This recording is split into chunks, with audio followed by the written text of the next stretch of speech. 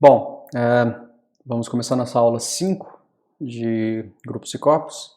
Então, nessa aula a gente vai falar sobre grupos abelianos finitamente gerados, teorema de Jordan-Holder e grupos solúveis. Então, começamos por lembrar o que a gente pode dizer quando G é um grupo abeliano. Então, quais tipos de resultados a gente tem até agora? Então, se G é um grupo cíclico, a gente sabe que existem duas possibilidades.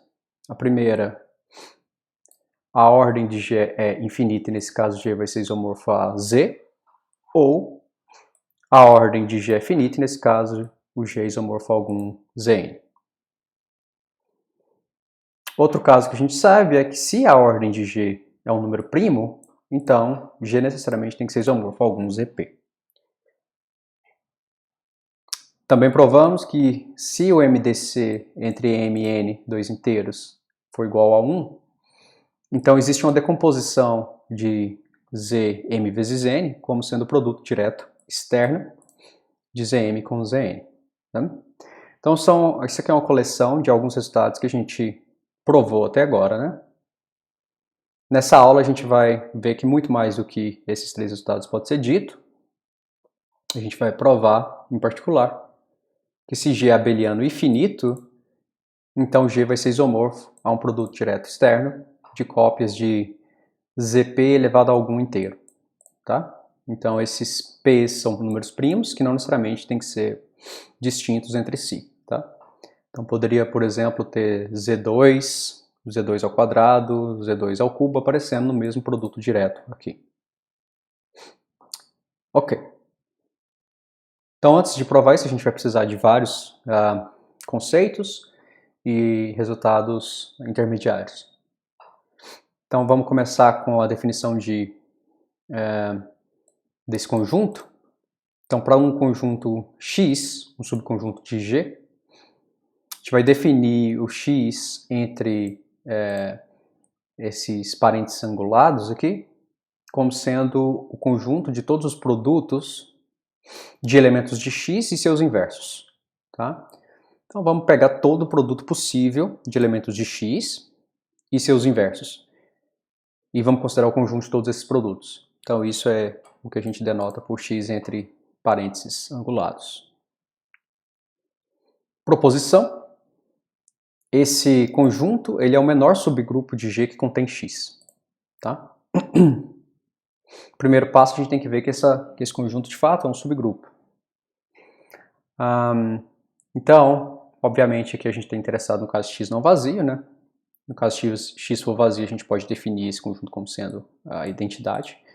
Mas se X é não vazio, então esse conjunto vai ser não vazio, porque o X está contido ali dentro. Né?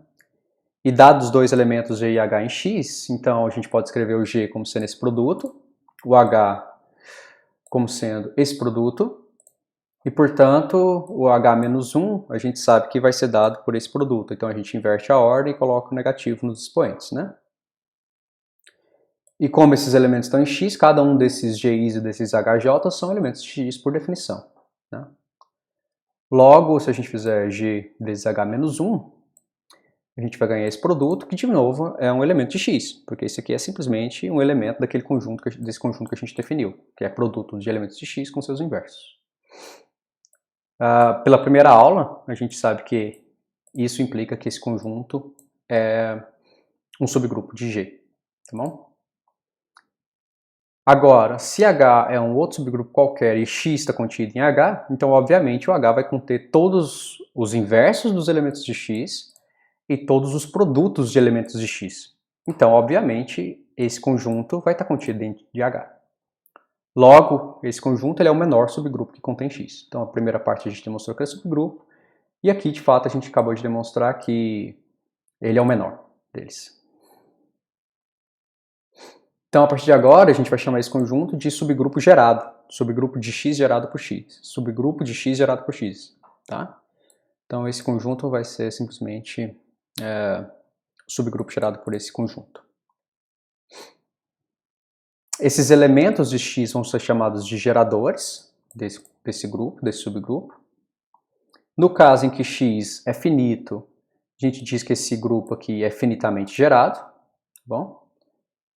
Então, são várias definições. Então, esse aqui é o grupo gerado por x, e quando o conjunto é finito, a gente diz que esse grupo ele é finitamente gerado, tá?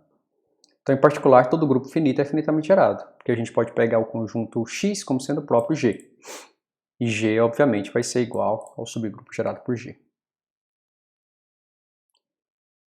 Outro exemplo que a gente já está acostumado são grupos cíclicos, que são grupos gerados por um único elemento, portanto, são finitamente gerados. Aqui outro exemplo, onde a gente pega o produto direto de Z e de Zn, também é finitamente gerado, porque eu consigo escrever qualquer elemento desse produto direto como sendo multiplicação, nesse caso é soma, né? Porque aqui é grupo abeliano, desses dois elementos aqui e seus inversos, né?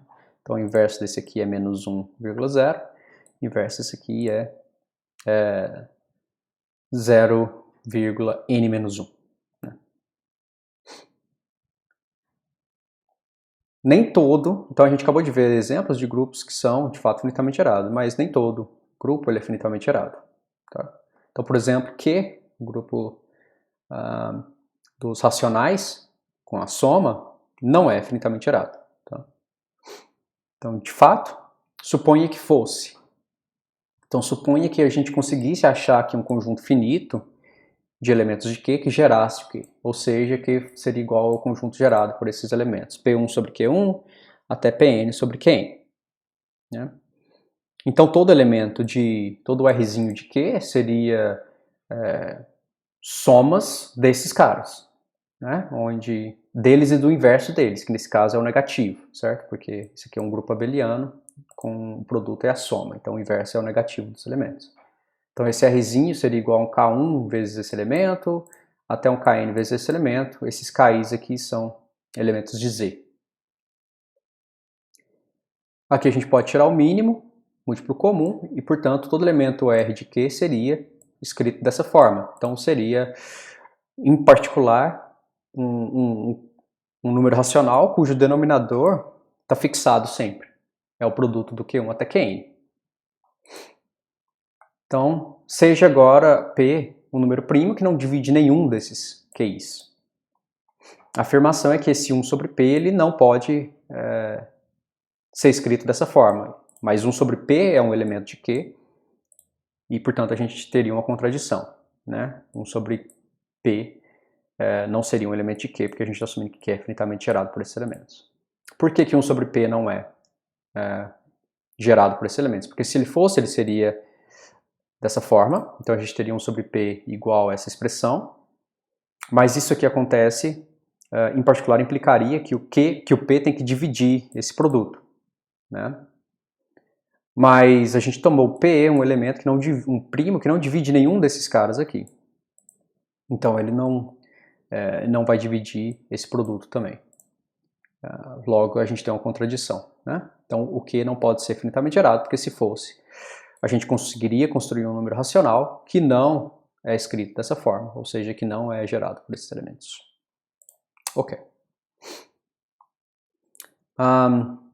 Definição. Então, a gente diz que G, um grupo, ele é um P-grupo. Aqui P é assumidamente primo, tá bom? Se a ordem de todo elemento de G é uma potência de P. Então, não estou dizendo que a ordem é P, tá? Estou dizendo que a ordem é uma potência de P. Então, em particular, Z2, cartesiano Z2, é um 2 grupo, tá? Todo elemento aqui tem ordem 0 ou 2. Z4, da mesma forma, é um 2 grupo, né? Todo elemento tem ordem 0 ou 2. Z27 é um 3 grupo, porque todo elemento tem ordem 0. Aqui, na verdade, não 0 ou 2, desculpa. Aqui não é 0, 2 ou 2 ao quadrado, que é 4. Tá. Porque o 1 aqui tem ordem 4, que é 2 ao quadrado. Aqui é a mesma coisa, todo elemento tem ordem potência de 3. Então, agora, né, o enunciado aqui do teorema, um dos teoremas principais da aula de hoje, que é o teorema fundamental dos grupos abelianos finitos, que diz que todo grupo abeliano finito vai ser isomorfo a um produto direto dessa forma. Onde, como eu tinha dito antes, esses PIs eles são números primos que não necessariamente são distintos entre si. Tá? Então pode se repetir. Então, um exemplo de como aplicar esse resultado, supondo que a gente tenha provado ele já, a gente consegue então descrever todos os grupos abelianos cuja ordem é 440. Basta a gente pegar 440, escrever como sendo produto primo, né? E, portanto, todo grupo abeliano, aqui, desculpa, eu falei só todo grupo, é todo grupo abeliano, tá? Todo grupo abeliano de ordem 440, então, 540, ele vai ter que ser isomorfo a produtos de ZP dessa forma. Então, as únicas possibilidades que a gente tem é Z2, Z2, Z3, Z3, Z3, Z5. Então, aqui eu estou pegando todas as potências 1 dos elementos que aparecem. Tenho também Z2, Z2, Z3, Z9, Z5. Aqui eu estou pegando uma potência 1 e uma potência 2 do 3. Temos Z2, Z2, Z27 e Z5. Aqui eu estou pegando uma potência 3, do 3 ao cubo, que é do primo 3. Temos também Z4, Z3, Z3, Z3. Então agora eu estou pegando uma potência ao quadrado do primeiro primo. Da mesma forma, temos Z4, Z3, Z9, Z5. Então agora eu estou pegando a potência ao quadrado do primeiro e a potência ao quadrado do segundo. E finalmente, pegar uma potência ao quadrado do primeiro, uma potência cubo do segundo, e a gente tem Z4, Z27 e Z5. Então essas são todas as possibilidades de grupos abelianos cuja ordem é 540, pelo teorema fundamental dos grupos abelianos. Né? Todo tem que ser isomorfo a uma coisa assim, mas como a gente fatorou 540 dessa forma, a lista que a gente obtém é desses grupos aqui. Perfeito, então para caminhar para a demonstração desses resultados, a gente vai precisar de vários lemas. Tá? E o resultado em si ele vai ser uma consequência relativamente simples dos lemas que a gente vai demonstrar. Então o primeiro lema que a gente vai demonstrar é o seguinte, que se G é um grupo abeliano finito, e P é um número primo que divide a ordem de G, então existe algum elemento de G tal que a ordem é exatamente esse P. O resultado vai ser demonstrado por indução sobre a ordem de G. Então se N, que é a ordem de G, for 1, não tem nada para provar. O único elemento de G é o elemento de identidade. Então suponha agora que o lema seja verdadeiro para todo grupo com ordem menor que N. Então agora, se o único subgrupo próprio de G é o grupo trivial, então sempre que a gente pegar qualquer elemento e considerar o grupo cíclico gerado por esse elemento, isso vai ter que ser o G inteiro. Né? Todo elemento aqui diferente do trivial. Isso vai ter que ser o G inteiro. Portanto, fixado um desses caras, por exemplo, o número A é diferente do trivial, que existe, porque a gente está assumindo que o G tem ordem maior que 1. Então a gente vai ter que a ordem do subgrupo gerado por A tem que ser igual à ordem do subgrupo gerado por K para qualquer K menor do que a ordem de A. Né? Esses dois elementos aqui eles são diferentes da identidade, portanto o subgrupo gerado por eles tem que ser o G inteiro. Mas a gente já demonstrou que a ordem de uma potência de um elemento ela pode ser obtida a partir da ordem do elemento. Né? Então a ordem aqui, essa igualdade vai dar para a gente essas seguintes igualdades de ordens. Então N, que é igual à ordem de A, né, que vai ser igual à ordem de G em particular, que é igual à ordem de A elevado a K, né, por conta disso, é igual a essa fórmula, a ordem de A dividido pelo MDC, entre A potência, que é o K, e o N, que é a ordem do A. Certo? Então, a gente tira que N, ou melhor, ordem de A é igual a ordem de A dividido por esse MDC. A única possibilidade disso acontecer é se o MDC for igual a 1. Né? Mas se o MDC for igual a 1, isso implica que o N tem que ser primo. Né? Porque esse K aqui ele foi qualquer número entre 0 e ordem de A. Então, os únicos números que satisfazem essa condição de ter o MDC, de ser coprimos com todo número menor que ele, entre 0 e ele, são números primos. Isso implica que o N tem que ser primo. Portanto, N tem que ser igual a P, né, porque o P é um primo que divide N, mas isso implica que a ordem de A vai ter que ser igual a P, e o resultado segue. Então a gente acabou de achar um elemento cuja ordem é P. Nesse caso, qualquer elemento, a ordem vai ser P. qualquer elemento diferente da identidade. Próximo caso, vamos supor então que G contém algum subgrupo não trivial, H. Tá? Então, em particular, a gente vai ter aqui essas desigualdades em equações aqui de ordens. Tá? Então, 1 menor do que H menor do que G. 1 menor que a ordem de H menor que a ordem de G. A ideia, obviamente, vai ser usar a indução. Se o P divide a ordem de H, então, por indução, existe, como a ordem de H é menor que a ordem de G, então, por indução, vai existir um Hzinho em H, em particular, esse H é um elemento de G também, tal que a ordem é P, e o resultado segue. Então, vamos supor, a partir de agora, que o P não divide a ordem de H, e vamos considerar o grupo quociente G dividido por H. A gente sabe que a ordem de G ela é a ordem do quociente vezes a ordem de H. Como P divide a ordem de G, que é esse produto, e o P não divide a ordem de H, então a única possibilidade é que o P tem que dividir a ordem desse quociente. Né? Então, por indução, aqui a ordem desse quociente é nitidamente menor do que a ordem de G, porque H é não trivial.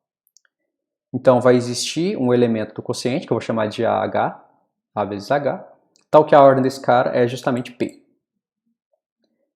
Assim, quando eu faço esse cara elevado a P, por definição, eu sei que isso é A elevado a P vezes H, e isso tem que ser igual à identidade do grupo quociente. Mas a identidade do grupo quociente é a classe lateral do H. Isso implica que, dessa igualdade aqui, a gente tira que o A elevado a P pertence ao H. Suponha que a ordem de H seja R. Tá? Então, a ordem de A elevado a P tem que dividir R, né? Porque A elevado a P é um elemento de H, e a ordem de todo elemento tem que dividir a ordem do grupo. Portanto, quando eu fizer A elevado a P elevado a R, isso tem que ser identidade. Mas A elevado a P elevado a R é a mesma coisa de A elevado a R elevado a P. Então, a afirmação agora é que A elevado a R é diferente da identidade. Tá? Então, A elevado a R é diferente da identidade. Suponha que não fosse. Tá? Então, a ideia é mostrar justamente que esse A elevado a R vai dar pra gente o elemento que a gente quer, de ordem P. Tá? Então, o que a gente acabou de ver aqui, que esse elemento, se ele for diferente da identidade, ele é um elemento de ordem P. Certo? Então, para ver que ele é diferente da identidade, suponha que fosse igual à identidade. O fato de P não dividir R, lembra? A gente está assumindo que P não divide a ordem de H e que a ordem de H é igual a R. Então, o fato de P não dividir R implica que o MDC entre P e R tem que ser igual a 1, porque P é primo. Pelo lema de Bezout, isso vai dar para a gente que existe dois números inteiros, ST, tal que SP mais TR tem que ser igual a 1. Logo, o A, que é igual a elevado a 1, vai ser igual a A elevado a SP mais TR, que é igual a A elevado a SP vezes A elevado a TR, que é igual a A elevado a P elevado a S vezes A elevado a R elevado a T. Mas a gente sabe que A elevado a P, que A elevado a R tem que ser igual à identidade, porque R é a ordem de H. Deixa eu ver aqui, deixa eu ver se é isso que eu quero. A elevado a P, tudo bem. O A ele é um elemento de... Não, o A não é um elemento de H, desculpa. Aqui, acho que eu inverti os caras. Aqui eu inverti, tá? Só um minuto.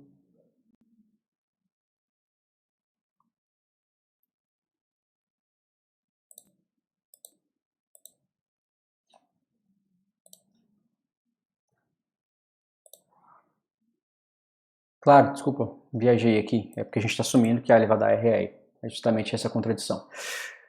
Então, dessa igualdade a gente ganha que A é igual a esse produto, mas eu sei que A elevado a R é igual a E, porque a gente está assumindo isso. Então, isso vai dar A elevado a P elevado a S, mas A elevado a P a gente já viu que é um elemento de H. Isso implica, então, que A ele é um elemento de H, o que é uma contradição, certo? Porque se A fosse um elemento de H, a classe lateral do A vezes H seria igual ao elemento identidade. E então, esse elemento não poderia ter ordem P. Deveria ter ordem 1, na verdade. Tá? Então, uma contradição. Então a contradição aqui foi ter assumido que A elevado a R era igual à identidade. Portanto, A elevado a R não é identidade, e a gente tem que A elevado a R é igual a E, porque a gente provou isso aqui. Certo? A elevado a R elevado a P é igual a E, desculpa. Logo, o A elevado a R tem uma ordem que divide P, e portanto a ordem de A elevado a R tem que ser exatamente P. Né? E esse A elevado a R é um elemento de G. Então isso demonstra que existe um elemento de G cuja ordem é exatamente P. Próximo lema diz o seguinte, que se a gente tem um grupo abeliano finito que é um P-grupo, isso é equivalente a dizer que a ordem desse grupo é uma potência de P. Tá bom? Então a demonstração, AIDA, suponha que a ordem de G seja uma potência de P. Então para todo elemento Gzinho de G, a gente sabe pelo teorema de Lagrange que a ordem de G tem que dividir a ordem do Gzinho tem que dividir a ordem do Gzão, que é um P elevado a N. Portanto, a ordem de Gzinho tem que ser uma potência de P também. Logo, G é um P-grupo. Porque essa é a definição de ser um P-grupo. Todo elemento do grupo tem que ter uma ordem potência de P. A outra direção, suponha que a ordem de G não é uma potência de P. Né? Se não é uma potência de P, então vai existir um primo diferente do P, tal que esse primo Q divide a ordem de G. Mas pelo lema que a gente acabou de demonstrar, nesse caso vai existir um elemento Gzinho de G, tal que a ordem de Gzinho é precisamente Q. Logo, o G não pode ser um P-grupo, né? Porque a gente acabou de achar um elemento Gzinho cuja ordem não é uma potência de P. Ok. Então isso demonstra o lema 2. Lema 3 diz o seguinte, que se G é um grupo abeliano finito, cuja ordem é um produto de primos, aqui, e potências de primos, né? Então esse grupo pode ser escrito como um produto direto interno de subgrupos G1 até GK, onde cada um desses GIs é dado da seguinte forma. Então GI são os elementos de G cuja ordem é uma potência do PI. Tá? Então a gente vai ter aí cada desses grupos, um para cada P. Então a demonstração quero mostrar que G é o produto direto interno desses caras aqui. Fica de exercício provar essa parte, que é fácil, que é demonstrar que cada um desses GIs aqui é um subgrupo de G. Tá? Então, para provar que G é o produto direto interno, a gente tem que provar, uma das coisas é que G pode ser escrito como produto de G1 até GK. Então, para isso, vamos pegar um elemento Gzinho de G, quero provar que ele pode ser escrito como produto de G1 até GK, com cada um dos GIs pertencente ao GI maiúsculo aqui. A gente sabe que a ordem de Gzinho divide a ordem de G, portanto a ordem de Gzinho tem que dividir a ordem de G, que é esse produto desses primos. Logo, a única possibilidade é que a ordem de Gzinho tem que ser esses produtos desses mesmos primos e as potências aqui que vão ser menor ou igual que os MI, menor ou igual que NI. Considera agora os inteiros aqui, que são AI, então a gente vai ter K inteiros, um para cada I. Um para cada I, exatamente, então a gente tem K inteiros, que vai ser a ordem de G dividido pelo PI elevado a MI. Então, basicamente, o que a gente está fazendo é o A1 é esse produto menos o primeiro cara, o A2 é esse produto menos o segundo, o AK é esse produto menos o último. Obviamente, esses inteiros aqui são coprimos, né, por construção, e pelo lema de Bezout, vai existir, então, B1 até BK, números inteiros, tais que B1A1 mais B2A2 mais BK-AK é igual a 1, né? Como eles são coprimos. Logo, G, que é igual a G elevado a 1, vai ser igual a G elevado a essa potência, que é igual a G elevado a B1 vezes A1, produto até G BK vezes AK, certo? Agora observa que acontece com cada um desses pedacinhos que aparecem. Então vamos olhar para o G elevado a BI aí, e vamos pegar esse cara, esse elemento, G elevado a BI aí, e elevar a essa potência do PI, PI elevado a MI. Pela construção dos nossos AIs, isso é justamente G elevado a BI vezes a ordem de G. Mas isso é igual a I, a identidade. Logo, a ordem desse elemento tem que ser uma potência de P. Né? Tem que dividir esse cara, portanto, tem que ser uma potência do PI. Mas isso significa dizer que esse elemento é um elemento do GI. Então a gente acabou de escrever um elemento qualquer, Gzinho, como sendo um produto de elementos de Gis. Tá? Isso demonstra aqui essa parte em azul. A segunda propriedade para se demonstrar que um grupo é produto direto interno de alguns subgrupos, de subgrupos, a primeira parte é essa, a gente tem que provar que esse grupo pode ser escrito como produto de verdade dos subgrupos. A segunda é que esses subgrupos comutam. Né? Então, mas isso é fácil porque o próprio G comuta, o próprio G é abeliano. Todo elemento de G comuta. Então, em particular, todos os elementos dos subgrupos vão comutar aqui. Então, GI GJ vai ser igual a GJ GI para todo GI em G maiúsculo, GJ em GJ maiúsculo. Então, finalmente, agora a gente tem que demonstrar a última parte para provar que um grupo é produto direto de subgrupos, que é provar que essa interseção aqui ela é não vazia para todo I. Tá? Então, por conveniência, só para facilitar na notação, vamos supor que esse I seja igual a 1. E vamos tomar um cara que está na interseção. Então, vamos tomar um elemento que esteja em G1, interseção, produto de G2 até GK. Então, eu vou chamar esse elemento de G1. Por um lado, ele vai ser um G1 que está em G1. Por outro lado, ele é o produto de G2 até GK, com G2 em G2 maiúsculo, blá, blá, blá, GK em GK maiúsculo. Tá? Então, se a ordem de GI é igual a um PI elevado a RI, o que a gente sabe que isso é verdade, né? Porque cada um desses GIs pertence ao GI maiúsculo e, por definição, os elementos de GI maiúsculo são os elementos de G cuja ordem é a potência de PI. Então, a gente tem que G1 elevado a esse produto aqui, pela igualdade nossa aqui, ele é simplesmente o G2 elevado a esse produto, a produto GK elevado a esse produto, todos esses caras são identidade, portanto isso é igual a identidade. Isso implica que o P1, né, vai ter que dividir esse cara aqui, porque a gente elevou o G1 a ele, desculpa, o P1 elevado a R1 tem que dividir esse cara aqui, porque a gente elevou o G1 a esse número e deu identidade. Né?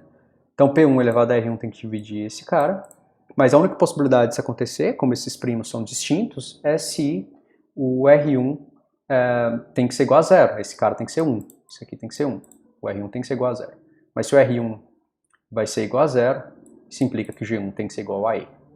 Né? O único elemento do grupo que tem ordem 1 vai ser o elemento identidade.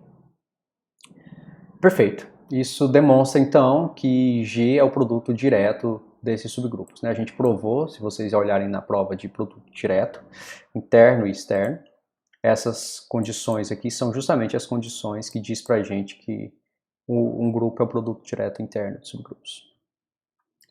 Finalmente, o último lema, antes de demonstrar o resultado, o teorema, diz o seguinte: se G é um P-grupo abeliano finito, e Gzinho é um elemento cuja ordem é máxima dentro de Gzão, então eu posso escrever o G como sendo esse produto direto externo aqui, do subgrupo cíclico de G gerado pelo Gzinho, com algum subgrupo K. Tá? Ok. Então, pelo lema 2, como eu tenho G um P-grupo, a ordem de G vai ser uma potência de P para algum N. Né? Indução sobre N, a gente vai demonstrar por indução sobre N. Se o N for igual a 1, então a ordem de G vai ser igual a P. Portanto, G vai ser gerado pelo Gzinho, para qualquer Gzinho diferente da identidade. Né? Isso é a gente já viu esse resultado antes, pelo fato da ordem ser prima, e o teorema de Lagrange. Isso implica que G vai ser isomorfo ao subgrupo cíclico gerado por Gzinho, produto direto com o subgrupo do elemento, que só tem o elemento de identidade. Então, por acaso n igual a 1, ok. Suponha que o resultado vale para qualquer grupo L, cuja a ordem de L é uma potência de P, e essa potência é menor do que o N. Tá? N aqui é o que dá a potência da ordem de G. Então, a hipótese de indução diz isso, diz que o resultado é válido para qualquer grupo L cuja ordem é P elevado a L com L menor que N. Ou seja, esse grupo eu posso escrever ele como produto direto sobre essas hipóteses. Então, tome Gzinho, um elemento de G cuja ordem é máxima. Tá? Então, vamos chamar essa ordem aqui de P elevado a M, para algum M. Tá bom? Em particular, como essa ordem aqui é máxima, todos os outros elementos de G têm a ordem potência de P, né? Porque G é um P-grupo. Então, A elevado a P elevado a M tem que ser igual a E para todo Azinho, né? Porque esse cara aqui é o máximo, a ordem máxima dos elementos que aparece de um elemento de G. Então, isso é importante, tá?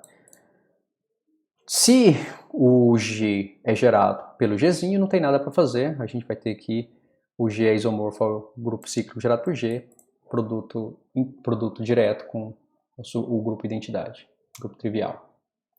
Então vamos supor que o G não é gerado pelo Gzinho. E vamos tomar então H, um elemento que está em G e não está nesse grupo cíclico gerado por Gzinho.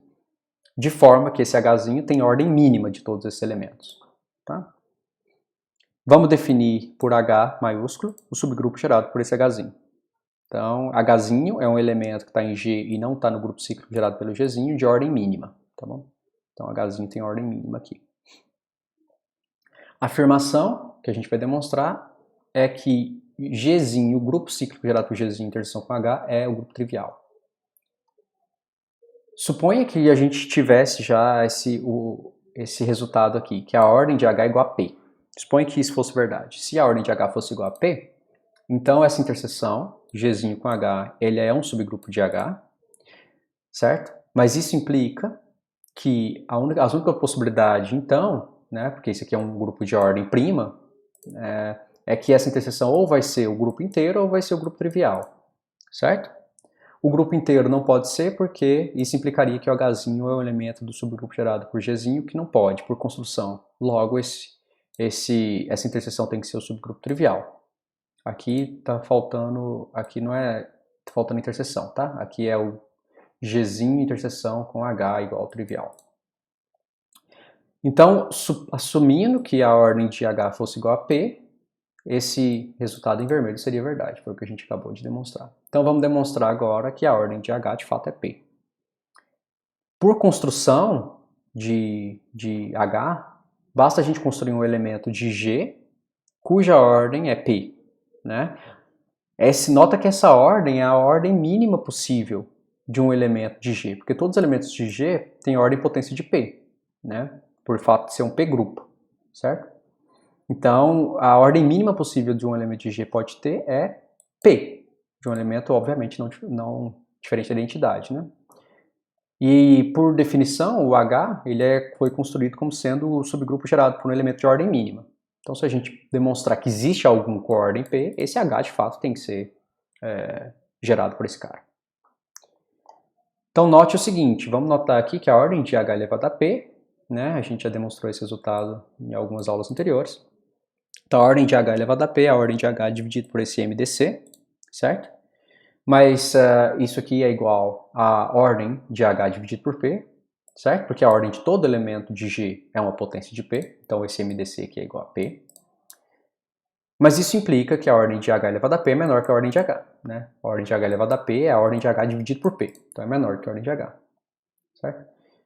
Então, pela construção de H, isso implica que o H elevado a P tem que ser um elemento de G, certo? Porque, caso contrário, esse cara seria um elemento que está em Gzão e não está no subgrupo cíclico gerado por G, cuja ordem é menor que a ordem de Hzinho. Mas isso é a contradição com a construção de H. A construção de H a gente pega justamente um Hzinho cuja ordem é mínima possível. Então, dizer que o HP pertence ao subgrupo cíclico gerado por G é dizer que HP vai ser igual a G elevado a algum R. Então, H elevado a P é igual a G elevado a algum R. Nota agora que quando a gente faz G elevado a R elevado a P elevado a M menos 1, isso aqui é igual a H elevado a P elevado a P elevado a menos 1, que é igual a H elevado a P elevado a M, que é igual a E, lembra? Porque todo elemento elevado a P elevado a M é igual a E. P elevado a M é a maior ordem possível de um elemento de G. Certo? Logo, a gente acabou de elevar G elevado a R por esse primo, por essa potência desse primo, e isso deu E. Né? Isso implica que a ordem de G elevado a R tem que ser menor do que P elevado a M. Né? Porque a gente levou ele a P elevado a M menos 1 e deu E. Certo? Então a ordem de G elevado a R tem que ser menor do que a ordem de G. Certo? Mas, por outro lado, a gente sabe que a ordem de G elevado a R é igual a ordem de G dividido pelo MTC entre R e a ordem de G. Certo? Mas isso aqui é igual a P elevado a M, porque essa é a ordem de G, dividido por MDC entre R e P elevado a M. Mas a gente acabou de demonstrar que essa ordem é menor do que P. Então esse a gente ganha essa igualdade, essa inequação, na verdade. P elevado a m dividido por esse MDC tem que ser menor do que P elevado a m, certo? Mas isso implica em dizer que esse MDC não pode ser 1. Né? Esse MDC, então, a única possibilidade é que ele tem que ser uma potência de P. Então ele vai ser P elevado a L para algum L maior que 0. Certo? Bom, mas isso aqui implica que o R, né, esse MDC é justamente o MDC entre R e P elevado a M. Então implica que R tem que ser um múltiplo de P. Então R vai ser igual a P vezes S para algum S, algum inteiro S. Certo? Isso implica então que H elevado a P, que é, por definição, G elevado a R, né, vai ser igual a G elevado a P vezes S. Vamos definir agora o elemento que vai finalizar o resultado, o elemento que a gente quer construir que tem ordem P. Vamos definir ele como sendo esse Azinho aqui. Então, vou definir Azinho como sendo justamente G elevado a menos S, esse S que aparece aqui, vezes H. Suponha que o A pertencesse a G. Então, se o A pertencesse a G, certo? Então, se o A pertencesse ao grupo, né, cíclico gerado pelo Gzinho, então o G elevado a S vezes A também pertenceria, certo? Mas G elevado a S vezes A, pela definição aqui do nosso S, isso é igual a H. Mas isso implicaria então que o H seria um elemento do grupo gerado pelo Gzinho, o que é uma contradição. Né? O Hzinho não é um elemento desse subgrupo aqui. Logo, a contradição foi ter assumido que Azinho era elemento do subgrupo gerado pelo G. Logo, o Azinho não pode pertencer a esse subgrupo. Finalmente, basta a gente checar que a ordem desse Azinho é P. Então vamos fazer A elevado a P. A elevado a P é igual a G elevado a menos S vezes P H elevado a P, pela definição do A, e pelo fato do grupo ser abeliano, do grupo G ser abeliano. Mas isso aqui é igual a G elevado a menos SP, G elevado a SP, porque H elevado a P é G elevado a SP. Mas isso é igual a E. Logo, a ordem de A tem que ser igual a P. Então a gente acabou de ver que a ordem de A é um elemento não trivial, é um elemento diferente do E, cuja ordem é P. Né? E isso implica que a afirmação aqui em vermelho, de fato, ela vale. Né? A gente acabou de construir um elemento Azinho cuja ordem é P. Logo, a ordem do H, do grupo H, que é o grupo gerado pelo Hzinho, que é um elemento cuja ordem é mínima, tem que ser P, né? Pela construção de H. Isso, então, demonstra essa parte em azul, que, em particular, demonstra essa parte em vermelho. Tá? Então, quando eu faço a interseção de G com H, isso é o grupo trivial. Próximo passo que a gente vai demonstrar é que a ordem da classe lateral, aqui eu estou considerando isso aqui como elemento no grupo quociente, G quocientado pelo H. Então a ordem da classe lateral GH é a mesma ordem de G. Tá? Então, vamos fazer GH elevado a P elevado a M menos 1. Então isso aqui é igual a G, por definição, do produto no quociente, isso é G elevado a P a M menos 1 vezes H. Se isso fosse igual, nota que se dizer que essa ordem aqui é menor do que... A única possibilidade é ser menor, tá, gente? Quando você tem um elemento do grupo quociente, a ordem dele é sempre menor do que... A ordem da classe lateral do Gzinho é sempre menor ou igual que a ordem da classe lateral Gzinho. Isso é fácil de verificar pelo produto, né? Pelo jeito que o produto é no quociente. Então... se essa ordem fosse menor do que a ordem de G, necessariamente a gente deveria ter que essa potência é igual à identidade. Certo? Então, dizer que essa potência aqui é igual à identidade seria a mesma coisa de dizer que essa igualdade aqui ia valer, mas isso diz pra gente que G elevado a P M menos 1 tem que ser um elemento de H. Né? Mas isso implicaria que G elevado a P a M menos 1 tem que ser um elemento de G, obviamente, do grupo gerado por G, porque isso é uma potência de G, e de H, mas a gente provou no slide anterior que essa interseção tem que ser E, certo? Então isso implicaria que G elevado a essa potência tem que ser E, o que é uma contradição, porque a gente está assumindo desde o começo da demonstração que a ordem de G é P elevado a M. Logo, essa ordem dessa classe lateral tem que ser precisamente a ordem de G. Né? Isso implica que esse cara aqui tem ordem máxima dentro do grupo quociente, pelo que eu acabei de falar aqui em cima. Né? A ordem de todo elemento do grupo quociente a ordem de toda classe lateral, G vezes Hzinho, é menor ou igual que a ordem do G. Então, todo elemento aqui vai ter ordem menor ou igual do que os elementos que vêm do G em cima. Então, esse cara aqui ele é um elemento que tem ordem máxima aqui dentro. Pela indução, hipótese de indução, G cosentado por H vai ser um grupo cuja ordem é uma potência de P, né, menor do que a ordem de G. Então, vai ser P elevado a algum L, com L menor que N. E a gente acabou de achar um elemento que tem ordem máxima aqui dentro. Pela hipótese de indução, G cosentado pelo H pode ser escrito como esse produto direto, né, do grupo cíclico gerado por esse elemento de ordem máxima e de algum K-barra, né, onde K-barra é um subgrupo qualquer aqui algum subgrupo dentro do grupo quociente, certo? Pelo teorema de correspondência, né, da aula sobre os teoremas de isomorfismo, a gente sabe que existe a correspondência entre os subgrupos do grupo quociente e os subgrupos de G que contém o H, né? Então, pelo teorema de correspondência, eu sei que esse K-barra ele vai ser igual a K dividido por H, né, o grupo quociente K dividido por H, para algum K subgrupo de G que contém o H, certo? Logo, eu só reescrevendo aqui o que a gente já tinha aqui em cima, o G cosentado por H, ele é isomorfo ao grupo cíclico gerado pela classe do GH, com esse subgrupo K dividido por H. Finalmente, para finalizar o resultado, vamos provar que G ele é de fato o produto direto entre o Gzinho e esse K que aparece aqui nessa história, tá? Então, o primeiro passo para provar que um grupo é produto direto, interno de subgrupos, é provar que vale aqui essa igualdade, né? Então, vamos tomar Azinho, um elemento qualquer de G, certo? Então, a gente sabe por essa igualdade aqui, por esse isomorfismo, que A vezes H, na classe desse cara, dentro do quociente, do grupo quociente A por H, G por H, então Azinho vezes H vai ter que ser igual a Gzinho vezes H vezes algum K vezes H, né? Onde esse K aqui é um elemento do K maiúsculo. Ou seja, A vezes H tem que ser igual a GK vezes H. Né? Essas duas classes laterais têm que ser iguais.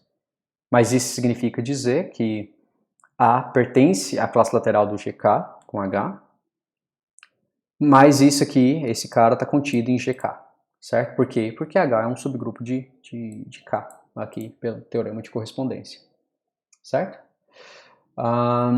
Logo, a gente acabou de ver aqui então que Azinho ele é um elemento de GK.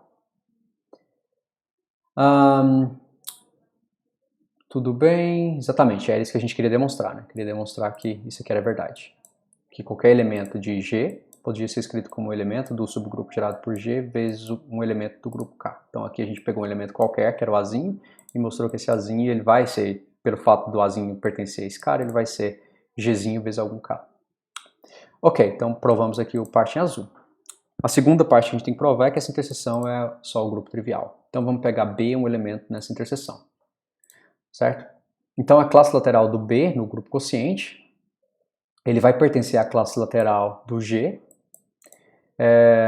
interseção com o quociente do K por H, certo?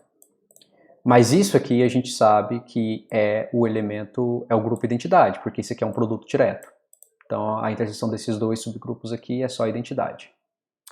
Ok? Mas a identidade do grupo quociente, G por H, é justamente H. Né? Então a classe lateral BH ela pertence a H. A única forma disso acontecer é se o B pertencer a H. Mas então B vai ser um elemento do grupo gerado por G e de H. Mas a gente demonstrou já no slide anterior que essa interseção aqui é a identidade. Logo B tem que ser identidade. Então isso demonstra essa parte em vermelho. Finalmente, a propriedade dos elementos desse grupo, como está com os elementos desse grupo, segue pelo fato do G grande já ser abeliano por si só. Certo? Portanto, isso que a gente acabou de demonstrar, finaliza a demonstração que G é o produto direto interno desses dois caras, desses dois subgrupos. A gente provou as 3 propriedades que são necessárias para provar que ele é o produto direto interno deles, e, portanto, ele é o produto direto externo desses 2 caras. Pela aula, né, a gente demonstrou esse resultado na aula de produto direto. Isso finaliza a demonstração do lema 4. Então, finalmente, agora, a primeiro resultado mais importante dessa aula é o teorema, né, de caracterização dos grupos abelianos finitos. Tá? Então, se G é um grupo abeliano finito, então ele vai ter que ser isomorfo a um produto direto dessa forma, onde esses primos eles não precisam ser distintos entre si. Tá? Demonstração: suponha que G fosse um P-grupo. Primeiro passo. Então, pelo lema 2, a potência G tem que ser uma potência de P. Então, a ordem de G tem que ser uma potência de P. Então, a ordem de G vai ser P elevado a N para algum N. Tome Gzinho, o elemento de ordem máxima. Certo? Ok. Se N for igual a 1, esse N aqui for igual a 1, então a ordem de G é P, portanto, G vai ser isomorfo a ZP, a gente já demonstrou isso, e o resultado segue. Suponha, então, que a ordem de G é maior que 1. Pelo lema 4, a gente sabe, então, que G ele vai ter que ser isomorfo, pelo lema que a gente acabou de demonstrar, ele vai ter que ser isomorfo ao subgrupo gerado por G, por esse Gzinho de ordem máxima aqui, produto interno com produto direto com esse K, que é um subgrupo qualquer. Subgrupo que a gente constrói, na verdade. Não qualquer, mas existe algum. Ok. Nota que a ordem do Gzinho vai ter que ser uma potência desse P. Né? Logo, o subgrupo cíclico gerado pelo Gzinho ele vai ter que ser ZK, né, onde K aqui é a ordem do Gzinho, mas a ordem do Gzinho é uma potência de P, então esse subgrupo cíclico é ZP elevado a R para algum R. Então esse pedaço aqui, ok. Vamos olhar agora para esse segundo pedaço. Bom, eu sei que a ordem desse K ela vai também ser uma potência de P, pelo teorema de Lagrange, porque K é um subgrupo de G. Então a ordem de K é o P elevado a K, que é menor do que a ordem de G. Logo, por indução, né, nesse N aqui que a gente tinha falado, o K ele vai ser isomorfo a um produto direto dessa forma. Né? Então a gente acabou de ver que esse pedaço é um produto direto dessa forma e que esse pedaço é um produto direto dessa forma. Logo, o G ele é um produto direto da forma que a gente queria desde o começo. Certo? Isso é a demonstração para o resultado para o caso em que G é um P-grupo. Tá? Então, assumindo que G não fosse um P-grupo, pelo fato da ordem de G ser finita, a gente pode escrever a ordem de G como sendo esse produto aqui de primos, né? E o lema 3 garante para a gente que G ele pode ser, ele é isomorfo ao produto direto, de G1 até GK, onde cada um desses GIs é um P subgrupo, é um PI subgrupo. Né? Então, pelo resultado que a gente acabou de demonstrar que vale para cada um desses PIs, como o resultado vale para cada um dos PIs, o resultado vai valer também para o G inteiro, né? Porque G é o produto direto externo desses PIs. Perfeito. Então isso demonstra o primeiro principal teorema dessa aula. Tá? O próximo resultado ele é uma generalização desse teorema, tá? E eu não vou fazer a demonstração, mas eu vou deixar os passos e eu gostaria que vocês seguissem esses passos. A gente pode discutir na aula de dúvidas se alguém não conseguiu demonstrar aqui algum dos passos. Então o resultado aqui ele diz o seguinte, que todo grupo abeliano finitamente gerado, então nota que anteriormente eu tinha finito, tá? Aqui eu não estou pedindo finito, só estou pedindo finitamente gerado. Então todo grupo abeliano finitamente gerado é isomorfo a um produto direto dessa forma aqui.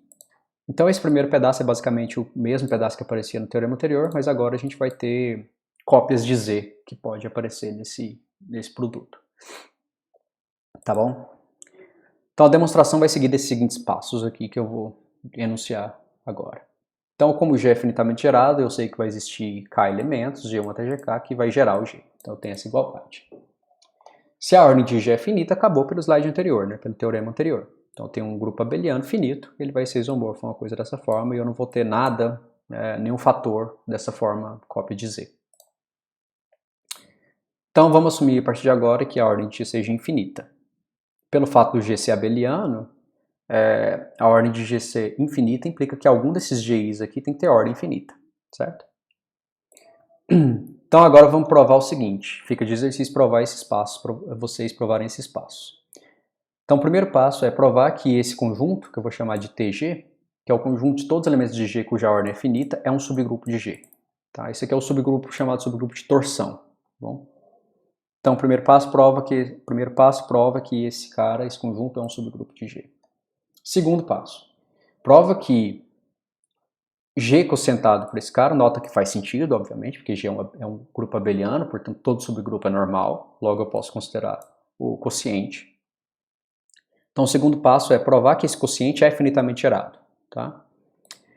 Isso basicamente segue do fato de G ser finitamente gerado. Todo quociente de um grupo finitamente gerado é finitamente gerado. Tá certo? Além disso, prova que todo elemento desse quociente vai ter ordem infinita. Então basicamente o que a gente está fazendo aqui é, quando a gente pega esse TG, que é o conjunto de todos os elementos com ordem infinita, o quociente basicamente está matando os elementos de ordem infinita, e só sobra os elementos de ordem infinita. Então basicamente é isso que está acontecendo aqui. Então ok, então isso aqui é um grupo tal que todos os elementos têm ordem infinita. Prova que esse grupo quociente é isomorfo a produtos cartesianos de Z. Então é isomorfo a Zn para algum n. Tá? Finalmente prova que G ele é isomorfo ao produto direto entre TG e F, onde F é um grupo, é um subgrupo de G que é isomorfo a esse cara aqui. Certo? Como TG ele é finito e abeliano, né? Isso aqui implica pelo fato de todo elemento de TG ter ordem finita, tá? Então ele é finito e abeliano. O resultado para esse TG segue pelo slide anterior. Mas esse cara aqui é justamente o que sobra. Esse cara é justamente o G quocientado por TG, mas isso a gente provou nesse item que seria isomorfo a alguma cópia de Z. Então esse pedaço aqui vai ser isomorfo a uma coisa assim, pelo que a gente provou nos slides anteriores. E esse pedaço vai ser isomorfo a uma coisa assim. E isso finaliza a demonstração desse teorema. Tá? Então, exercício para vocês provarem esses passos que eu coloquei aqui. Ok. Então agora a gente vai falar de séries de composição. Tá? Basicamente essa é a segunda parte da aula. Então, uma série subnormal de subgrupos, uma série subnormal de subgrupos de um grupo G, ela é uma cadeia de subgrupos, que eu vou chamar de HI, tá? Dessa forma, então a cadeia de inclusões, né? Inclusões próprias aqui, tal que cada um desses subgrupos são normais no sucessor, tá? Então, o Hn-1 é normal no Hn, o Hn-2 é normal no Hn-1, blá blá blá, o H0 é normal no H1, o H1 é normal no H2, assim vai. Tá? Então, nesse caso, a gente diz que a série é uma série subnormal. Quando for o caso que todos os HIs que aparecem são normais em G, não no próximo subgrupo que aparece, mas em G, essa série ela vai ser chamada de série normal. Tá? Então, série subnormal, o caso em que a cadeia de inclusões, a gente tem que cada subgrupo é normal no sucessor. Série normal, quando cada subgrupo que aparece nessa cadeia é normal no grupo inteiro. O comprimento de uma série subnormal é justamente a quantidade de inclusões próprias que aparecem nessa cadeia. Tá? Então, nesse caso aqui, por exemplo, quantas inclusões que aparecem? Então, a gente tem 1, 2, até n. Então, temos n inclusões próprias. Portanto, aqui o comprimento dessa cadeia que está aqui em cima é comprimento n. Exemplos. Então, se G é abeliano, qualquer sequência de subgrupos próprios de G vai ser uma série normal, porque todo subgrupo de G é normal, né? No caso abeliano. Exemplo. Existem séries subnormais que não são normais. Tá? Obviamente, aqui a gente tem que olhar para um caso que seja abeliano para fazer sentido isso. Que seja não abeliano, desculpa. Então, no caso D4, por exemplo, a gente pode considerar essa série que está dada aqui. Essa série aqui ela é uma série subnormal, tá? Então, esse cara aqui, ele é um subgrupo normal do D4. Esse cara é um subgrupo normal do D4. Por quê? Porque o índice do quociente é 2, a gente já provou isso como sendo, deixei como exercício, né?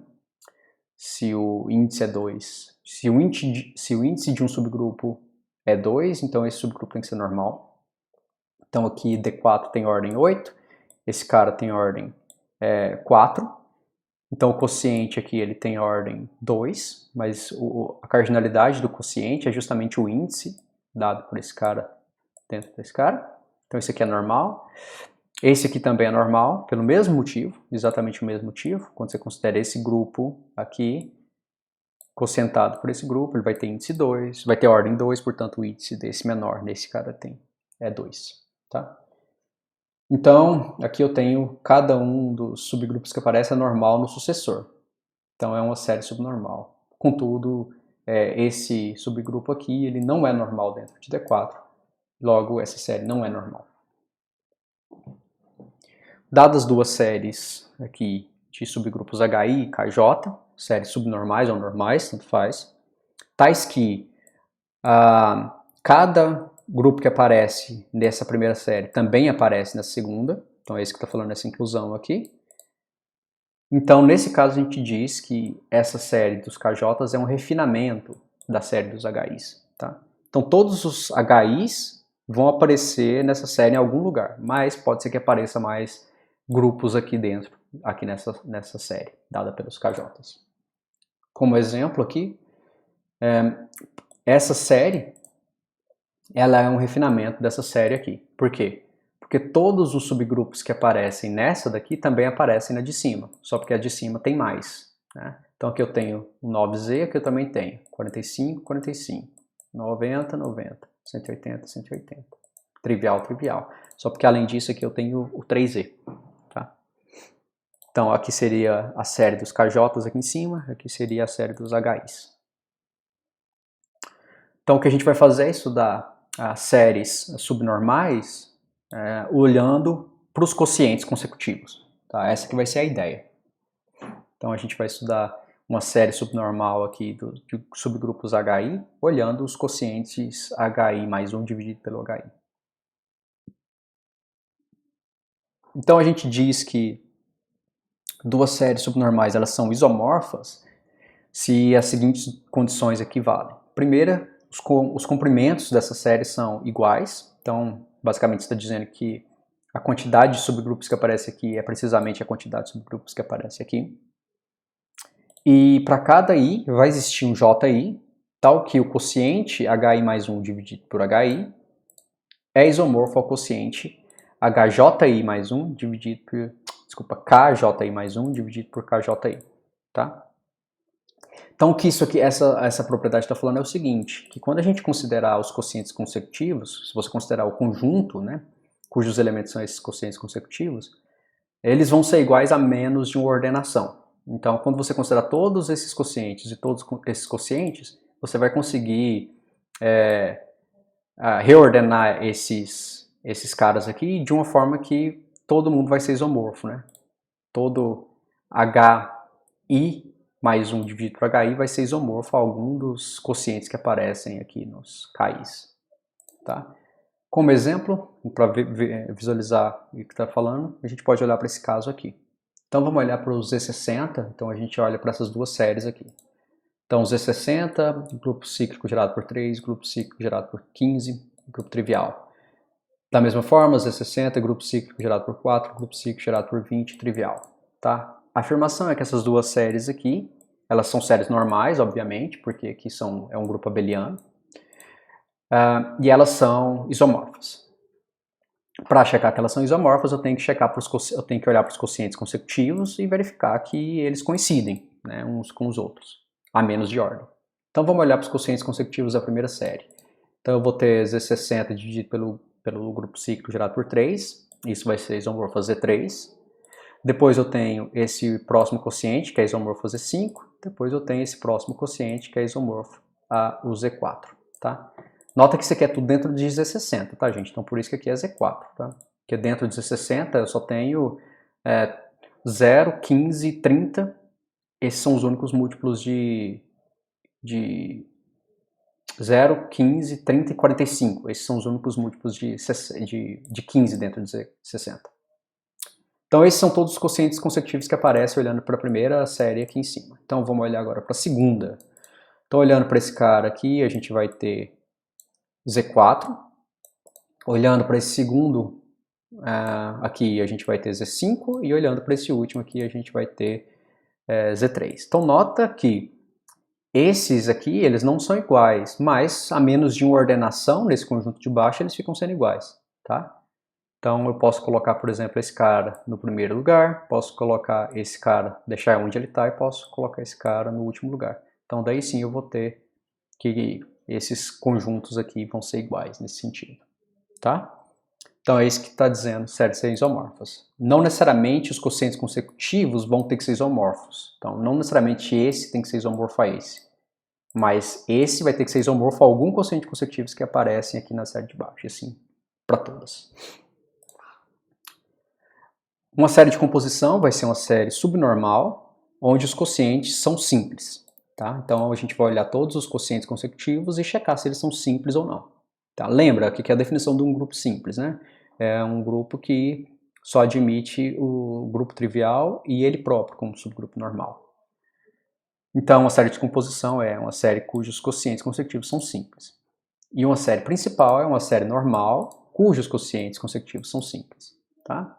Então, a série principal, a diferença aqui de uma série de composição é que eu estou pegando série, olhando só para a série normal. Aqui eu estou olhando para as séries subnormais. Exemplos. Então, vamos considerar Z60 e vamos considerar... Esse aqui é basicamente o primeiro pedaço que tinha aqui nesse caso, só que eu estou adicionando agora aqui o grupo cíclico tirado por 30. Tá? E a afirmação é que essa série é uma série de composição. Tá? Obviamente ele é uma série normal, porque esse aqui é um grupo abeliano, portanto todo subgrupo é normal. E agora eu tenho que olhar para os subgrupos quocientes e consecutivos aqui, e eu tenho que checar que cada um deles é simples. Né? Então quando eu olho para o primeiro, eu vou ganhar um Z3. Z3 é simples, porque ZP é simples para todo P'. Quando eu olho para o segundo, eu vou ganhar um Z5. Quando eu olho para esse terceiro quociente consecutivo, eu vou ganhar um Z2. Quando eu olho para esse cara aqui, eu vou ganhar um Z2. Nota que eu estou olhando esse cara dentro do Z60, tá? Então só existem dois múltiplos de 30 dentro de 60, que é o 0 e o 30. Então todos esses quocientes são simples, portanto isso aqui é uma série de composição. Na verdade isso aqui é uma série principal, né? mais do que composição, porque a série é uma série normal. Nota que se eu fizesse o seguinte agora, se eu começasse agora dessa segunda série, né? E acrescentasse um subgrupo aqui no meio, que é o cíclico tirado por 2, então isso aqui também seria uma série de composição. Tá? Então olha o que eu tenho duas séries de composição. Tá? Elas não, então uma série de composição não é única. Tá? Então dado um grupo, nesse caso aqui o Z60, eu acabei de obter duas séries de composições diferentes aqui. Mais um exemplo, vamos supor que n é maior ou igual a 5, vamos olhar para Sn. Então, dentro de Sn eu posso considerar essa cadeia aqui, essa série de subgrupos normais, né? Dentro, né, do consecutivo, então é uma série principal, porque a gente já provou que o AN é normal dentro de Sn, pelo fato do índice C2, desse subgrupo dentro desse grupo. Aqui o subgrupo trivial, ele sempre é normal, né? Então isso aqui é uma série principal, em particular é uma série subnormal. E os quocientes consecutivos aqui, eles vão ser, o primeiro cara, como eu falei, pelo fato do índice do AN dentro de Sn ser 2, esse quociente é isomorfo a Z2, e aqui é isomorfo ao próprio AN. Né? A gente provou que esse cara a gente já sabe que é simples, porque é um ZP com P', e esse cara aqui a gente já sabe que é simples, porque a gente provou que AN é simples quando N é maior ou igual a 5. Então isso aqui também é uma série de composição. Tá? Não necessariamente todo grupo admite série de composição. Um exemplo clássico é o Z.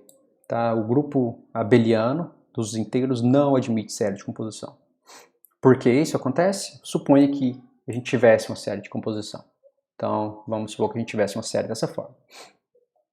A gente sabe, a gente já caracterizou todos os subgrupos de Z. Tá? Então, em particular, o H1 deveria ser KZ para algum K em Z. Né?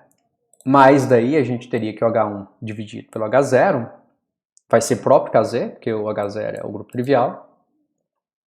E isso não é simples, né? Porque esse grupo, KZ, ele admite vários subgrupos, né? Vários subgrupos normais. Todo múltiplo de K vai ser um subgrupo normal desse KZ. Como eu tinha falado antes, a gente sabe, já viu no exemplo do Z60, né, que eu escrevi 6, Z60, que séries de composição não são únicas, né? Contudo, vale o seguinte teorema extremamente importante, que é o teorema de Jordan-Holder. Apesar das séries de composições não serem únicas, quaisquer duas séries de composições de um grupo G vão ter que ser isomorfas, tá? Então o comprimento vai ter que ser igual das duas séries, e quando você olhar o conjunto dos quocientes consecutivos, a menos de permutação, eles também vão ter que ser iguais, tá? Um corolário, antes da gente demonstrar o teorema de Jordan-Holder, é que se G admite uma série de composição de comprimento finito, então qualquer série subnormal de G pode ser refinada por uma série de composição, certo? Bom, para ver isso, basta você pegar uma série qualquer, uma série subnormal de G. Se os quocientes consecutivos já são simples, não tem nada para fazer, já vai ser uma série de composição e tudo bem. Se não forem simples, significa que, pelo teorema de correspondência que a gente tem entre os subgrupos de G e os subgrupos de quociente, isso vai implicar que dentro de cada continência própria que a gente tem na série, a gente consegue adicionar um subgrupo lá dentro, tá? E quando a gente faz isso, vai adicionando subgrupos, a gente está refinando a série original que a gente tinha, tá? E uma hora esse processo de poder adicionar subgrupos vai ter que parar, porque, por definição, por hipótese, G admite uma série de comprimento finito. Se esse processo nunca parasse, então G não admitiria uma série de comprimento finito, né? Ok, então, demonstração do teorema de Jordan-Holder. Quero provar que, dadas duas séries de composições, elas têm que ser isomorfas. Então vamos pegar duas séries de composições de G, quaisquer. Então eu peguei aqui a primeira pelos subgrupos H e a segunda pelos subgrupos K. Então a demonstração vai ser por indução no comprimento de alguma série de composição, que qualquer uma que você quiser, tá? Então em particular a gente vai fazer aqui na indução nesse comprimento dessa primeira série, com os HIs. Ok. Se essa série tem comprimento 1, isso implica que G tem que ser simples, tá? Porque isso aqui já é uma série de composição. Então isso implica que G tem que ser simples. Nesse caso, a única série de composição que existe vai ter que ser essa daqui. Tudo bem? Não tem outra forma, né? Não tem outro cara. Então suponha que essa série tem comprimento N, tá? E que o resultado valha para qualquer grupo que tem uma série de composição de comprimento menor do que N. Então essa é a nossa hipótese de indução, tá? Que se você tiver um grupo que tem uma série de composição menor do que N, então o resultado do Jordan-Holder vale para ele, ou seja, quaisquer duas séries são isomorfas. Ok. Se Hn-1 for igual a Km-1, então se esse cara for igual a esse cara, acabou, o resultado vai seguir por indução. Por quê? Porque esse grupo Hn-1, ele vai admitir uma série de composição de comprimento menor que N. Mesma coisa, esse cara vai admitir uma série de composição de comprimento menor do que N. E, portanto, essas duas séries de composições aqui têm que coincidir, certo? Mas se essas duas séries de composições coincidem, quando eu olho para o resto que está faltando, que seria só esse pedacinho aqui, só esse pedacinho aqui, né, no caso, o fato do Hn-1 ser igual a Km-1 implica que esses dois quocientes, obviamente, são iguais, né? Os dois vão ser iguais a G dividido pelo Hn-1, ou G dividido por Km-1, pelo fato de eles serem iguais. Então, o resultado vai seguir. Então vamos assumir a partir de agora que esses dois grupos maiores que aparecem na cadeia aqui são diferentes. Tá? Necessariamente nesse caso a gente vai ter que esse produto tem que ser igual a G. Tudo bem? Por que tem que ser igual a G? Porque esse produto ele contém tanto o Hn-1 quanto o Km-1. certo? Mas, então ele deveria estar, olhando essa série, ele deveria aparecer em algum lugar aqui no meio. Por exemplo, dessa série aqui. Ele deveria aparecer entre essa inclusão aqui, ó. Entre essa inclusão. Mas, se você tivesse um subgrupo diferente do G aparecendo nessa inclusão, você estaria falando que esse quociente consecutivo não é simples, pelo teorema de correspondência. O que é uma contradição, porque a gente está pegando série de composição aqui. Então, esses quocientes consecutivos são simples. Logo, não pode aparecer nenhum grupo aqui, nenhum subgrupo aqui, que não seja o G, tá? No meio dessa inclusão aqui. Logo, a gente tem essa igualdade. Ok, agora vamos olhar para as seguintes coisas. Então, eu vou olhar para essa interseção, HI interseção com KM-1. Isso ele vai ser normal aqui dentro do HI mais 1 interseção KM-1, pelo fato do HI ser normal em HI mais 1. E da mesma forma, então aqui o que a gente está fazendo é fixando o KM-1 e variando os Is. Aqui eu vou fixar o HN-1 e vou variar os J's. Então da mesma forma aqui eu tenho que o HN-1 interseção KJ, ele é normal dentro do HN-1 interseção KJ mais 1. De novo, pelo fato do KJ ser normal dentro do KJ mais 1. E agora eu vou olhar para essas duas séries aqui, tá? Que eu ganho olhando para essas interseções. Então, eu vou olhar para essa série, os primeiros termos aqui são exatamente os primeiros das séries originais que a gente olha, né? E agora, a partir desse momento, eu começo a olhar as interseções que eu disse aqui em cima. Por esses dois fatos, eu sei que os subgrupos são normais nos consecutivos, portanto, isso aqui são séries subnormais, por definição. Agora vamos olhar para o que acontece com os quocientes consecutivos, quando a gente olha os quocientes consecutivos dessas séries aqui. Vamos olhar só para a primeira, tá? A segunda é exatamente análoga. Então vamos olhar aqui para um quociente consecutivo que está nesse pedaço. Então vou olhar para o HI mais 1, interseção KM menos 1, cocentado por HI, interseção KM menos 1.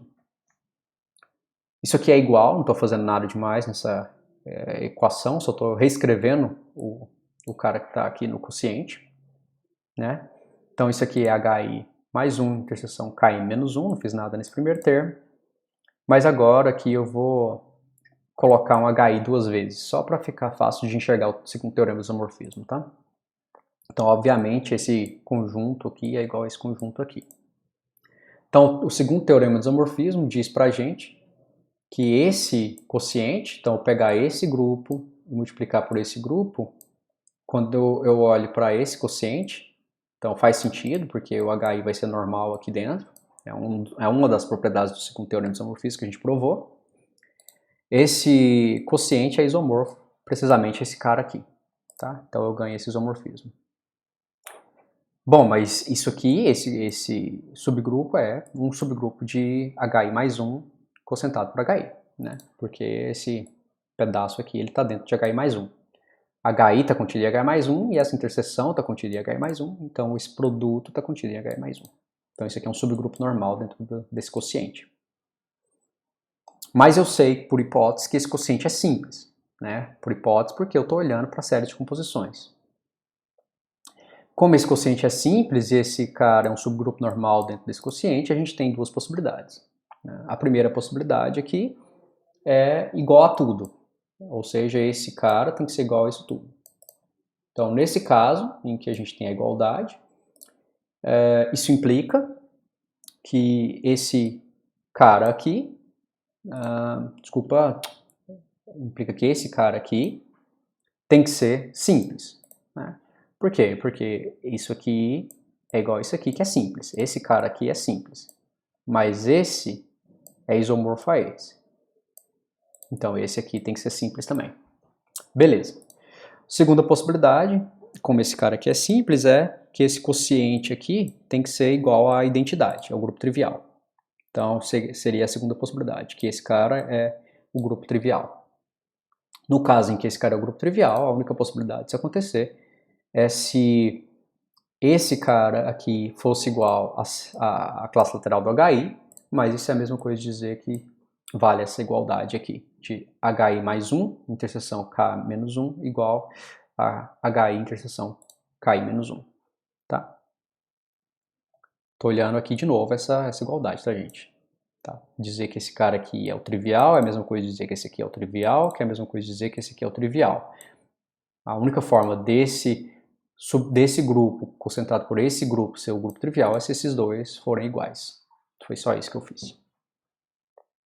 Beleza. Então, nota que a gente está olhando para esses quocientes consecutivos que aparecem aqui. Então, a gente checou que vale essas duas possibilidades. Além disso, então aqui eu olhei para esse pedaço, né? Como eu acabei de falar para vocês, a gente olhou para esse pedaço. Então agora vamos olhar para esse pedaço aqui.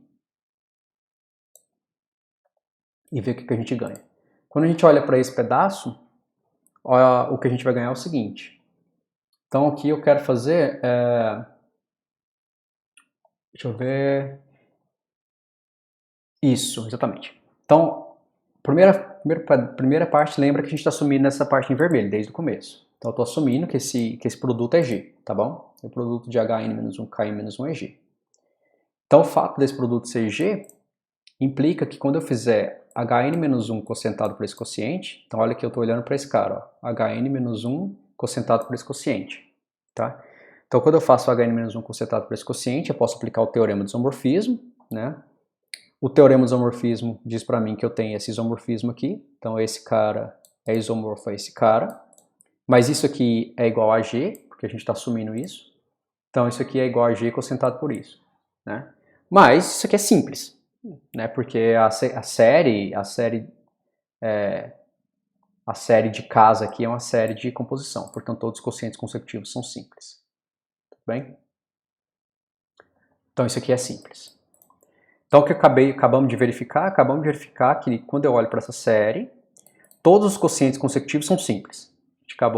Na verdade, a gente acabou de verificar que ou todos os quocientes consecutivos são simples, que é esse caso, ou a gente vai ter igualdade, né? Ou a gente vai ter algumas igualdades aqui, algumas inclusões, na verdade, são igualdades, é isso que está dizendo aqui, tá?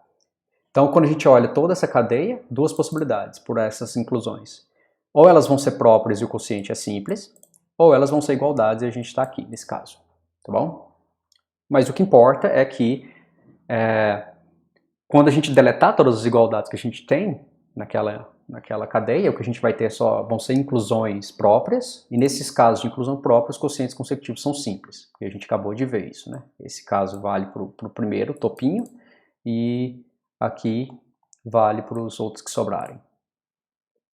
Beleza, então isso aqui é uma série de composição do HN-1, tudo bem? Indução, nota que HN-1, então, ele é um grupo de comprimento, e tem uma série de composição que o comprimento é menor do que a N, né? Essa própria cadeia aqui, ó. Ela é uma série de composição do HN-1 e o comprimento é N-1, é menor do que N. Então eu posso aplicar indução nele. Então aqui eu posso aplicar indução nessa série, né? Posso aplicar indução nesse grupo. Então eu tenho aquela série inicial que a gente começou, que dá essa série aqui, de composição do HN-1, e eu tenho essa que eu acabei de construir. Por indução, essas duas séries têm que ser isomorfas. Então essa série tem que ser isomorfa a essa série aqui. Então o que a gente acabou de ver é que essas séries aqui têm que ser isomorfas. Tudo bem? Nota que essa primeiro pedaço a gente falou que essas duas séries aqui têm que ser isomorfas, tá? Então, obviamente, esse pedacinho que está faltando aqui são isomorfos, né? Porque os dois são G dividido por HN-1. Como eu falei, tudo que a gente fez por H a gente pode fazer por K, sem mudar nada, basicamente.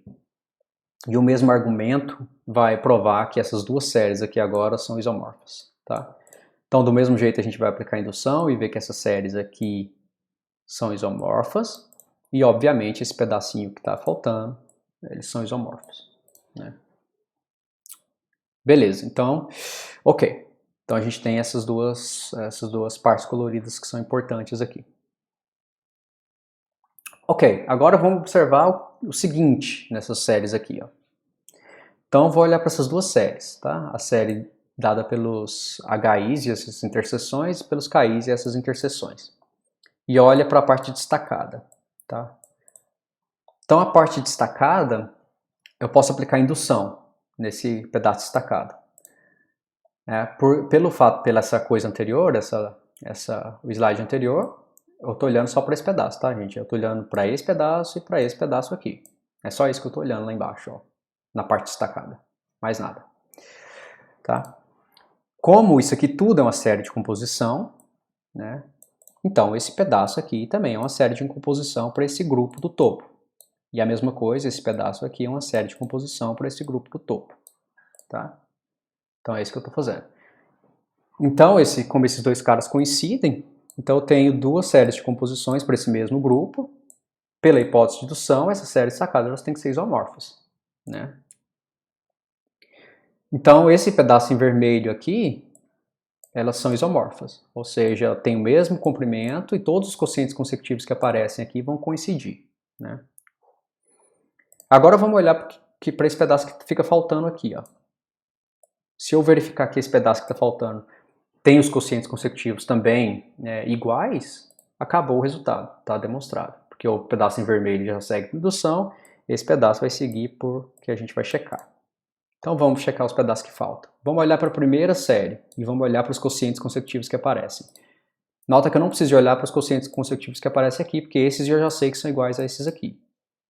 Então eu vou olhar para o primeiro. Então eu vou ter aqui esse primeiro quociente consecutivo, que vai ser g dividido por hn-1, e eu vou olhar para esse outro quociente consecutivo que vai aparecer aqui, que é hn-1 consertado por esse cara. Posso usar o teorema de isomorfismo, o segundo, escrever isso como sendo esse produto dividido pelo Ki-1, mas esse produto a gente está assumindo desde do slide anterior que isso é igual a G. Então, os quocientes consecutivos que aparecem nesse pedaço aqui são, um deles é esse cara, G cocetado por Hn-1, e o outro é G cocetado por Km-1. Vamos olhar agora para a segunda série. Então eu estou olhando só para esse pedaço aqui agora de novo. Então o primeiro quociente que aparece é o G cocetado por Km-1. Então esse cara, nota que coincide com esse cara aqui. Ok, ótimo. E o segundo que aparece é dado por esse quociente consecutivo. Mas quando eu faço o teorema de isomorfismo aqui nesse segundo quociente consecutivo, eu ganho G cocetado por Hn-1, que é precisamente o G cocetado por Hn-1 que a gente já tinha aqui em cima. Certo? Logo, essas duas séries que aparecem aqui, elas são isomorfas, porque esse pedaço vermelho já são isomorfos e eu acabei de checar diretamente que esse pedaço que estava faltando aqui também já são isomorfos. Beleza, mas essas séries aqui, que aparecem, essas duas séries, elas são isomorfas às séries originais, que a gente começou, que isso está no slide anterior aqui. Exatamente essa parte que eu estou dizendo. Tá?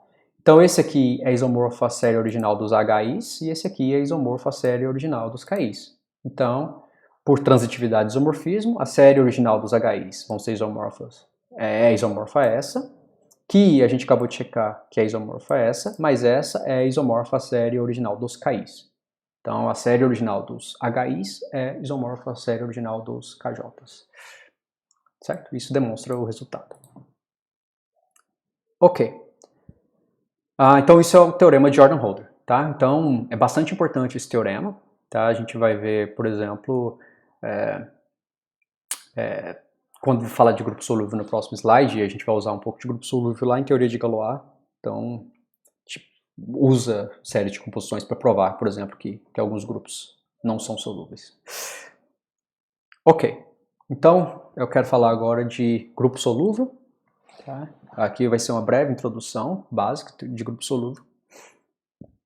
Então, um grupo G ele é dito solúvel se ele admite uma série subnormal, HIs, tal que os quocientes consecutivos são abelianos. Tá? Então, lembra que o grupo ele admitia série de composição quando os quocientes consecutivos eram simples. Aqui eu estou dizendo que é solúvel quando os quocientes consecutivos são abelianos. Tá? É quase um oposto um do outro. Então, por exemplo, o grupo S4 ele é solúvel. Tá? Por quê? Porque eu consigo essa série de composição aqui, que é uma série subnormal, e os quocientes consecutivos são abelianos. Tá? Esse quociente consecutivo aqui ele é abeliano porque é isomorfo Z2, né? Esse A4 tem índice 2 aqui dentro desse 4, então aqui é isomorfo Z2. Esse cara aqui também é isomorfo Z2, E esse cara aqui é isomorfo a esse grupo, que é um Z4, tá? Então, isso aqui eu tenho uma série subnormal cujos quocientes consecutivos são abelianos. Contudo, se eu assumir n, aqui deveria ser 5, tá, gente? N maior ou igual a 5, então essa série aqui, ela é uma série de composição e os quocientes não são abelianos, né? Isso aqui é uma série de composição, por quê? Porque esse quociente aqui, esse quociente é abeliano, é um Z2, tudo bem. Mas esse quociente aqui, ele não é abeliano, porque esse aqui é isomorfo, esse quociente aqui é isomorfo ao AN, e o AN não é abeliano, certo? Então, isso aqui é uma série de composição cujos quocientes não são abelianos. E é uma série de composição porque os quocientes são simples, né? Aqui é um Z2 que é simples, e aqui é um AN que é simples quando o N é maior ou igual a 5. A gente demonstrou isso. Então, se esse N, nesse caso o N maior ou igual a 5, admitisse uma série subnormal cujos quocientes são abelianos, ou seja, se o Sn fosse solúvel, né, é justamente isso que está dizendo isso aqui, se ele admitisse uma tal série cujos quocientes são abelianos, então a gente poderia refinar essa série para uma série de composição. Isso foi o corolário do teorema de Jordan-Holder, né? Uma vez que a gente sabe que um grupo admite uma série de composição finita, qualquer outra série de composição, qualquer série subnormal poderia ser refinada a uma série de composição. Então aqui a gente acabou de exibir explicitamente, uma série de composição finita. Então qualquer outra série subnormal poderia ser refinada a uma série de composição. E o comprimento deveria ser igual, elas deveriam ser isomorfas, na verdade, pelo teorema de Jordan-Holder. Então se o Sn admitisse uma série subnormal cujo quociente são abelianos, essa série podia ser refinada para uma série de composição. E os quocientes continuariam abelianos, certo? Porque quociente de grupo abeliano é abeliano. Né? Que é exatamente o que eu tinha pedido para vocês checar. Mas enfim, pensem sobre isso, sobre o porquê. Pensem um pouco mais. Mas isso contradiz o teorema de Jordan-Holder. Né? Porque o teorema de Jordan-Holder fala que esse refinamento dessa série deveria ser isomorfo a essa série aqui. Mas essa série tem quocientes que não são abelianos, que é justamente o AN. Tá? Então isso daria uma contradição com o teorema de Jordan-Holder. E, em particular, isso implica que o Sn não pode ser solúvel quando o N é maior ou igual a 5. E a gente vai ver no fim do curso que grupos solúveis, em particular esse fato aqui, é extremamente importante em teoria de Galois, né, para achar soluções de equações polinomiais. Então, por exemplo, a gente vai usar esse fato, exatamente esse fato que foi escrito aqui, que o Sn não é solúvel quando o N é maior ou igual a 5, para provar que não existe fórmula por radical de polinômios de grau maior ou igual a 5. Tá bom? E isso finaliza, então, a aula de hoje.